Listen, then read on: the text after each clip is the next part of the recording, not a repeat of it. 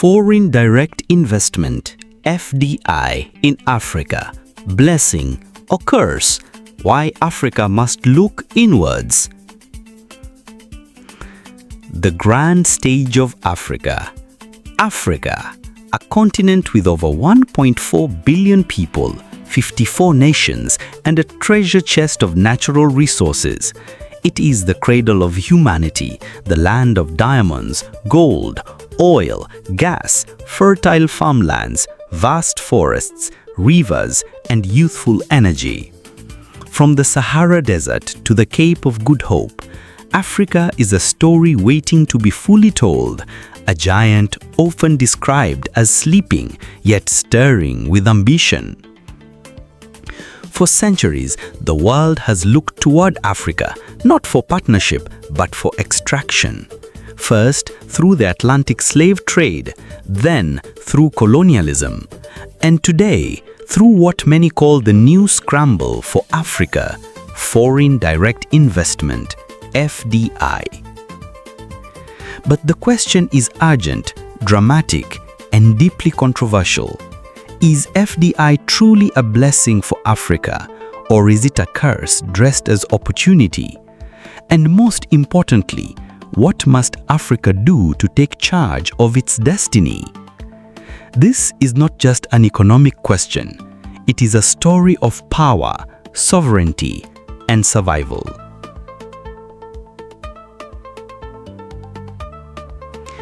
Understanding FDI, the bright side. Foreign direct investment is, at its core, the flow of capital from one country into another. When a Chinese company builds a railway in Kenya, when an American oil giant drills in Angola, or when a European firm sets up a car assembly plant in South Africa, that is FDI. On the surface, the benefits look undeniable. 1. Job creation. Factories, construction projects, and service industries set up by foreign investors employ thousands of Africans, helping reduce unemployment. 2. Infrastructure development. Roads, ports, railways, and airports, funded or co-financed by foreign investors, open up markets, connect rural areas, and boost trade. 3. Technology transfer.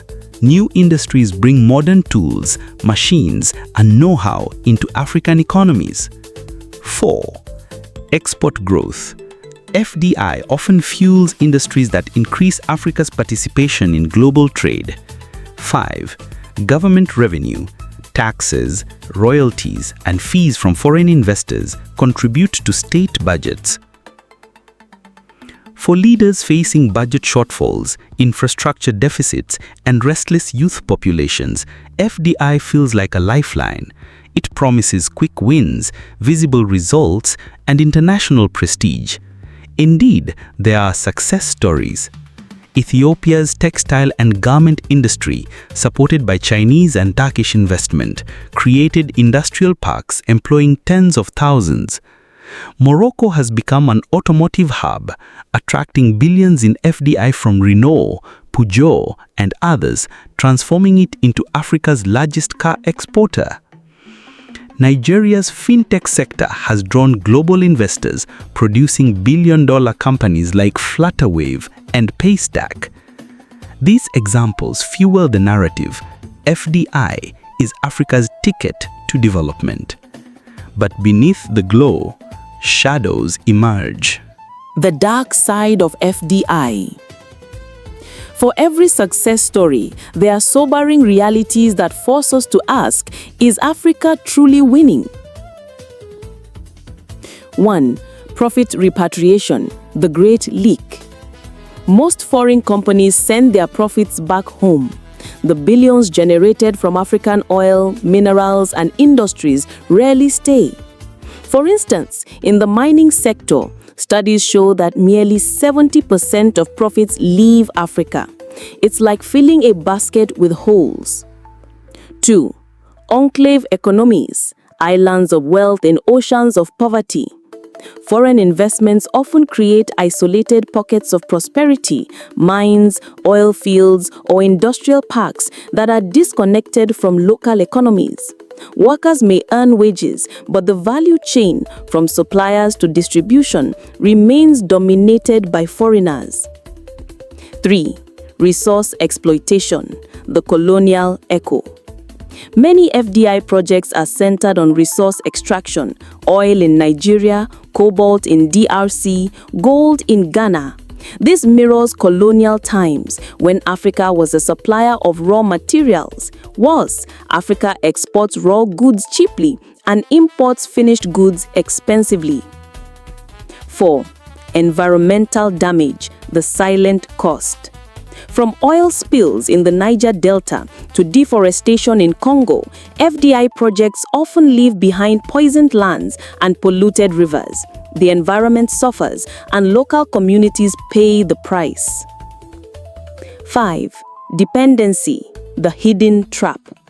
When governments become reliant on foreign companies to build roads, provide jobs, or fund energy, they surrender control. Policies get shaped not by African priorities, but by foreign boardrooms.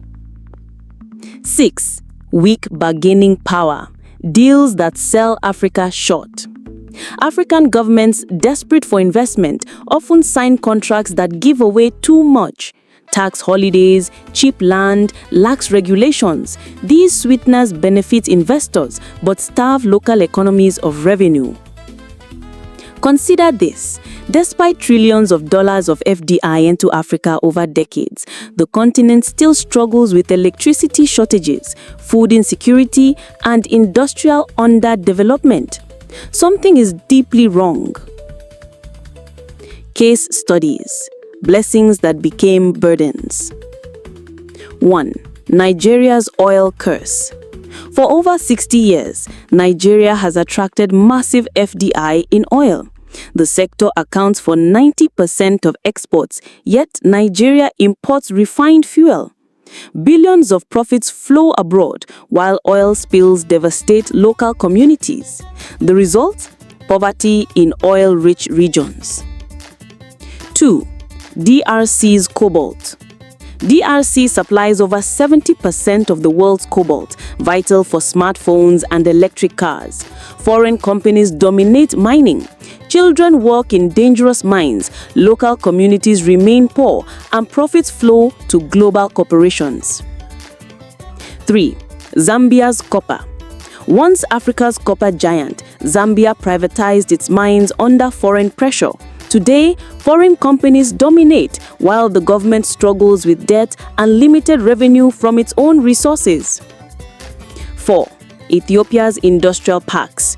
While Ethiopia's parks created jobs, many workers earn less than $50 a month. Foreign investors gain cheap labor, but the promise of widespread prosperity remains elusive. Why Africa must look inward?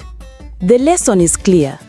FDI, left unchecked, is not development, it is dependency. Africa must flip the script. Instead of being passive recipients of foreign capital, Africans must become masters of their own destiny. 1. Mobilizing domestic resources. Africa loses over $88 billion annually to illicit financial flows, tax evasion, corruption, illegal trade. If these resources were harnessed, Africa could fund its own development without begging outsiders. 2. Strengthening regional integration. The African Continental Free Trade Area is a game changer. By trading more with itself, Africa can reduce dependence on foreign markets and investors. 3. Empowering local entrepreneurs. Instead of giving tax holidays to foreign firms, African governments should provide incentives, capital, and infrastructure to local businesses. 4. Building sovereign wealth funds. Countries like Botswana use diamond revenues to build national savings funds. Other African nations can do the same, saving, investing, and reinvesting profits domestically. 5. Investing in human capital. Africa's greatest resource is not oil or gold. It is its people. By investing in education, healthcare, and skills, Africa can build an internal engine of growth. 6. Strategic partnerships, not dependency. FDI is not inherently evil. The key is negotiating fair deals. Countries like Rwanda and Botswana have shown that with strong governance, foreign partnerships can work for national development. The path forward, redefining FDI. Africa must reimagine FDI, not as a handout, but as a partnership. That means negotiating harder, demand local content rules, technology transfer, and fair revenue sharing. Transparency. Publish contracts, track profits, and ensure citizens know what deals are signed in their name. Diversification. Move beyond resource extraction to manufacturing, agriculture, and knowledge industries. Green investments. Prioritize sustainable industries that protect Africa's environment for future generations. Africa's choice. The story of FDI in Africa is not finished.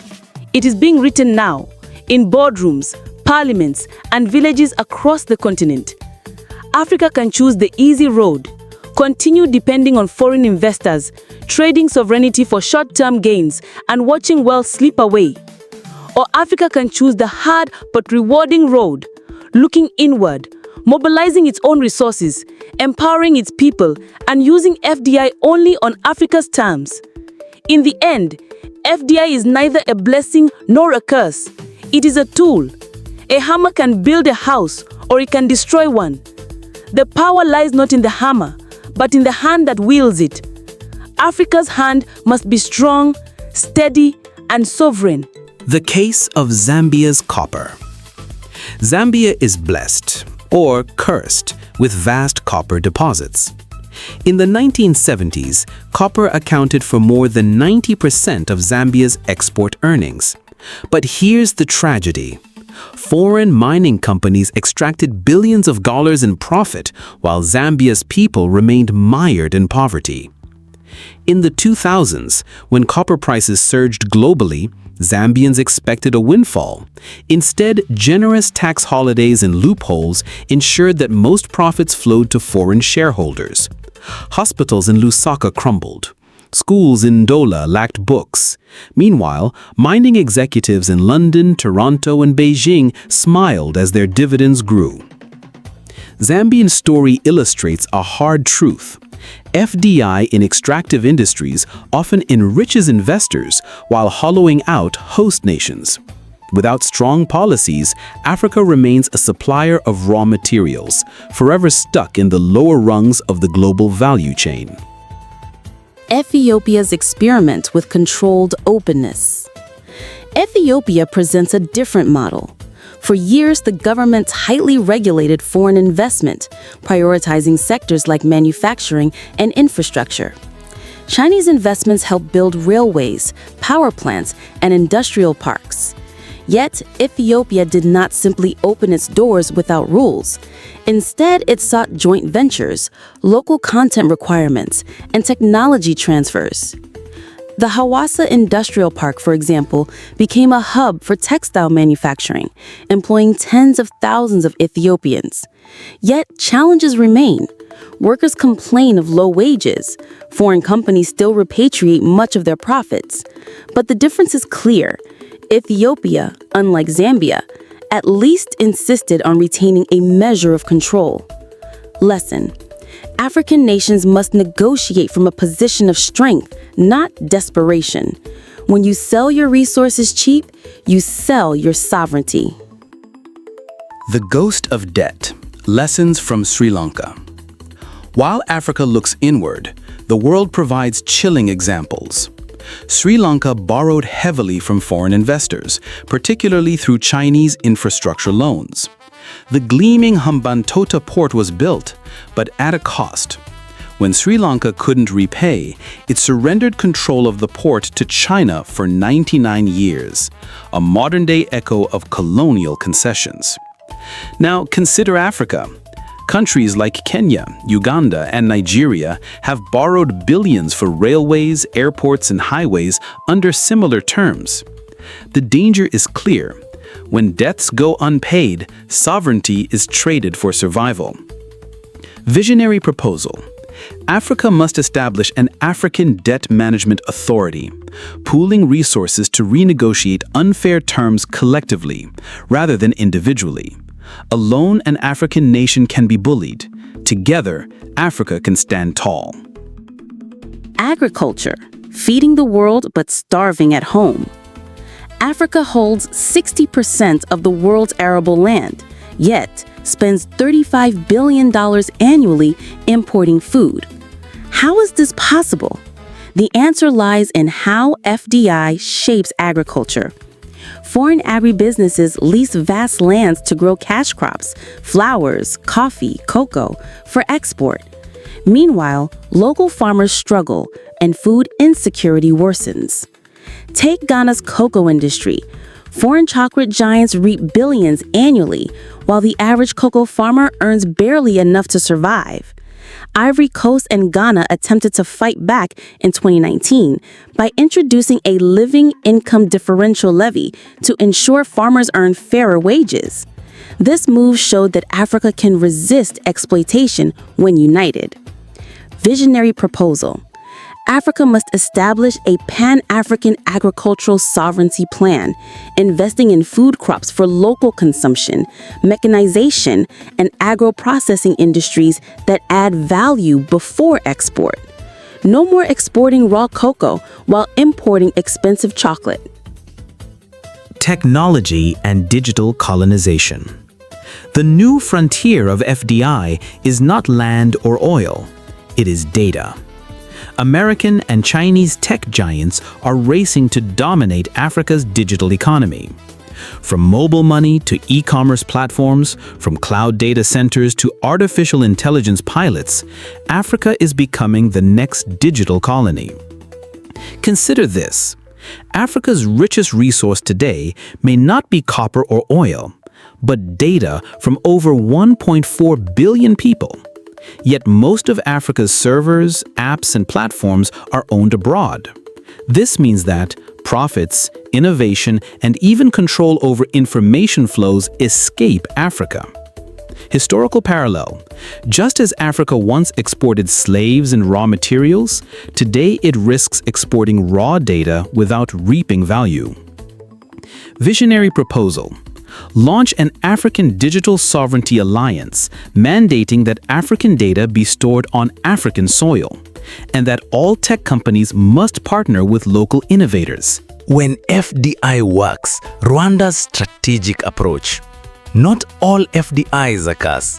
Rwanda shows that when investment is carefully curated, it can catalyze development. By prioritizing tourism, ICT, and clean energy, Rwanda has attracted investors who align with national priorities. The government ensures local participation, strict regulations, and reinvestment of profits into social programs. In Kigali, the transformation is visible. Modern roads, clean streets, thriving tech hubs. Rwanda proves that Africa need not reject FDI entirely. It simply must master the art of control. Visionary proposals for Africa's future. If FDI alone cannot save Africa, then what can? Here are bold steps. 1.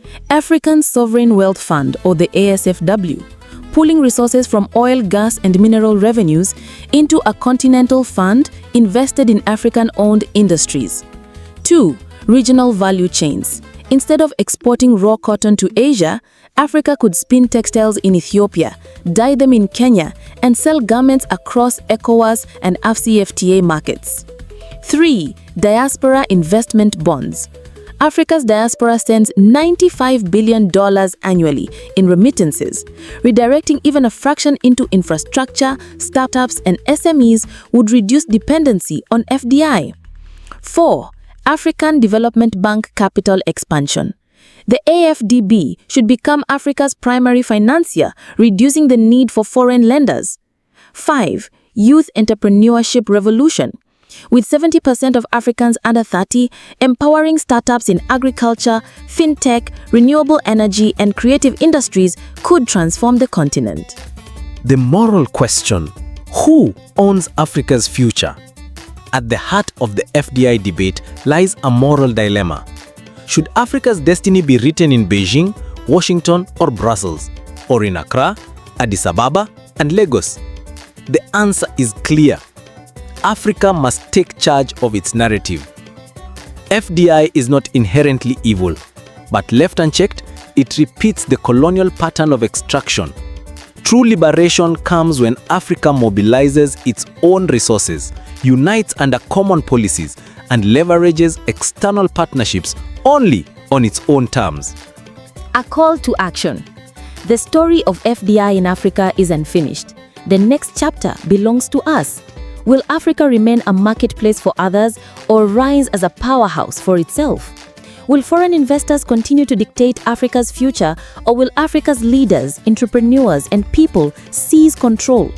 This is the moment of choice. History's pen is in Africa's hands. The ink is our courage. The page is the future. Africa must look inward, not in isolation, but in empowerment. For only when Africa owns its wealth, its data, its resources, and its destiny will the curse of dependency transform into the blessing of prosperity. This is AfroRise TV, Africa Unfiltered. Keep rising, Africa.